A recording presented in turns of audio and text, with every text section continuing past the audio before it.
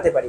তো এই magnetic quantum সংখ্যাটা আসলে কি, সেটা হচ্ছে আমরা জানি একটা পরমাণু নিউক্লিয়াস আছে, তো এই নিউক্লিয়াস কি ধনাত্মক চার্জবাহী, আর এর কক্ষপথে অবস্থানরত যে ইলেকট্রন আছে সেটা কি ঋণাত্মক চার্জবাহী। এই ধনাত্মক চার্জবাহী নিউক্লিয়াস আর ঋণাত্মক চার্জবাহী ইলেকট্রন এদের অবশ্যই কি অ্যাট্রাকশন হবে, আকর্ষণ হবে। সেই আকর্ষণের প্রভাবে কি হবে, একটা বৈদ্যুতিক ক্ষেত্র তৈরি হবে, ইলেকট্রিক ফিল্ড, এবং সেখান থেকে তৈরি হবে কি, যেখানে বৈদ্যুতিক ক্ষেত্র আছে সেখানে অবশ্যই চৌম্বক ক্ষেত্র তৈরি হবে, চৌম্বক ক্ষেত্র তৈরি হবে। এই চৌম্বক ক্ষেত্রের প্রভাবে যে অরবিটালগুলা অপশক্তি স্তর আছে, অপশক্তি স্তরে যে অরবিটালগুলো আছে এগুলো ত্রিমাত্রিক দিক স্থিতি ঘটে, ঠিক আছে। যেমন পিতে পি উপশক্তি স্তর, P X, P Y, P Z, এগুলো যে পাচ্ছ, এগুলো কিসের কারণে পাচ্ছ এগুলা, এই যে চৌম্বক ক্ষেত্রের প্রভাবে এই অরবিটালগুলোর কি করতেছে, ত্রিমাত্রিক দিক স্থিতি ঘটতেছে, ঠিক আছে। এই ত্রিমাত্রিক দিক স্থিতি প্রকাশ করার জন্য যে কোয়ান্টাম সংখ্যা ব্যবহার করা হয় সেটাকে কি বলবো আমরা, চৌম্বকীয় বা ম্যাগনেটিক কোয়ান্টাম সংখ্যা বলা হয়। আমি কি বুঝতে পারছো সংখ্যাটা, না আবার বলবো, আরেকবার বলি, ঠিক আছে। একটা দেখো, তুমি এগুলো মুখস্থ না, ঠিক আছে, এগুলো বোঝার বিষয়, জীবনে মানে এগুলো মুখস্থ করা লাগে, পড়া এখন বোঝা, কোনো মুখস্থের সাথে কোনো সম্পর্ক নাই, ঠিক আছে। দেখো তুমি কল্পনা করো একটা পরমাণুর নিউক্লিয়াস আছে, নিউক্লিয়াস কি ধনাত্মক চার্জবাহী, এর বাইরে ইলেকট্রন থাকে, ইলেকট্রন ঋণাত্মক চার্জবাহী, পজিটিভ নিউক্লিয়াস, নেগেটিভ ইলেকট্রন, ওদের দুইজনের মধ্যে আকর্ষণ হয়, সেখান থেকে কি হয় বৈদ্যুতিক ক্ষেত্র তৈরি হয়, যেখানে বৈদ্যুতিক ক্ষেত্র সেখানে চৌম্বক ক্ষেত্র আছে।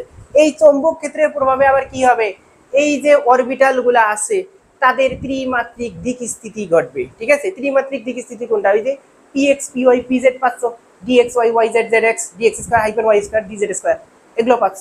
এটা কিসের প্রভাবে হচ্ছে, এই চৌম্বক ক্ষেত্রের প্রভাবে। এই ত্রিমাত্রিক দিক স্থিতি প্রকাশ করার জন্য যে কোয়ান্টাম সংখ্যা তাকে কি বলবো আমরা, চৌম্বকীয় বা ম্যাগনেটিক কোয়ান্টাম সংখ্যা, বুঝতে পারছো। তো এই ম্যাগনেটিক কোয়ান্টাম সংখ্যাকে কি দ্বারা প্রকাশ করা হয়, এম দ্বারা প্রকাশ করা হয়, ঠিক আছে। দেখো সহকারী কোয়ান্টাম সংখ্যা প্রধান কোয়ান্টাম সংখ্যার উপরে নির্ভরশীল, ম্যাগনেটিক কোয়ান্টাম সংখ্যা সহকারী কোয়ান্টাম সংখ্যার উপরে নির্ভরশীল।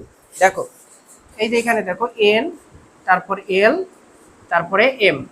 দেখো এই যে প্রধান এই যে সহকারী কোয়ান্টাম সংখ্যা প্রধান কোয়ান্টাম সংখ্যার উপরে নির্ভরশীল, তারপর ম্যাগনেটিক কোয়ান্টাম সংখ্যা কিসের উপর নির্ভরশীল, সহকারী কোয়ান্টাম সংখ্যার উপরে নির্ভরশীল, ঠিক আছে। এখন সেটা কিভাবে দেখো, এবং এখানে আরেকটা বিষয় তোমাকে মনে রাখতে হবে, ঠিক আছে। সেটা কি, সেটা হচ্ছে এই যে এম এর মান, ঠিক আছে, 0 থেকে প্লাস মাইনাস এল পর্যন্ত হয়, ঠিক আছে। এটা লেখো, এম এর মান 0 থেকে প্লাস মাইনাস এল পর্যন্ত হয়। একটা উপশক্তি স্তরে কতটা অরবিটাল আছে, উপশক্তি স্তরে কতটা অরবিটাল আছে সেটা আমরা এম এর মোট মান দ্বারা আমরা বের করতে পারি, ঠিক আছে। এম বলতে ম্যাগনেটিক কোয়ান্টাম সংখ্যা যেটা আছে এটার মোট মান গণনা করে আমরা বের করতে পারি। সেটা কিভাবে দেখো, যখন এস উপশক্তি স্তর তখন এল এর মান কত, 0, এল এর মান 0 হলে এম এর মানও হচ্ছে 0, ঠিক আছে। এবং এখানে অরবিটাল সংখ্যা যখন গণনা করব এম এর মোট মান থেকে, এম এর মোট মান এখানে কয়টা, একটা, এই জন্য অরবিটালও কয়টা, একটি। আমরা ওই যে P X, P Y, P Z যে লিখি এগুলো লিখতে পারতেছি, কিন্তু S X, S Y, S Z এইরকম কিছু লিখতে পারি না কেন, কারণ এখানে দেখো এম এর মান কয়টা, একটা মান, শুধু এসেই সম্ভব, এস এ উপশক্তি স্তর, এস অরবিটালে সম্ভব, বুঝতে পারতে এবার সঠিক ব্যাখ্যা পাইছো কেন এটা হচ্ছে। আচ্ছা তারপরে দেখো পি হলে উপশক্তি স্তর পি হলে এখানে এল এর মান কত বলো তো, 1, যদি বসাই তাহলে 0, একটা হচ্ছে +1 আর একটা -1, ঠিক আছে।